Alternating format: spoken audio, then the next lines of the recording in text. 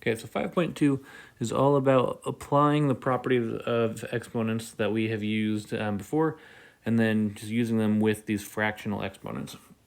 So, as freshmen in Algebra 1, we talked about the property where if you are multiplying things together with the same base, you can solve that by adding their powers. So a to the power of m times a to the power of n, you add those powers to get a to the power of m plus n. So putting some numbers to it, if I take 4 to the power of 3 times 4 to the power of 5, I might add those powers together, and that would give me 4 to the power of 8 as my answer, and we could evaluate that. Same thing would apply with a fractional exponent. If I have 4 to the power of 1/3 times 4 to the power of 1/3, I'm then going to add those exponents, and that gives me 4 to the power of 2/3. Okay, so this is what we're doing here. We have 3 to the power of 3/2 times 3 to the power of 1/2. So since I'm multiplying two things together with the same base, I can add those exponents. So this will give me 3 to the power of 3/2 plus 1/2.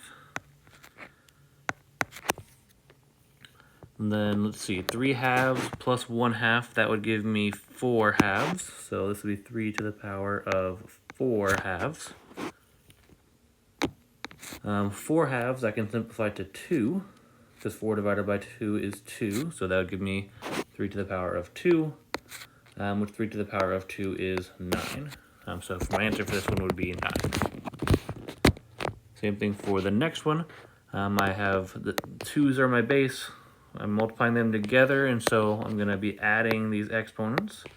So this is going to give me 2 to the power of 2/5 plus 1/5,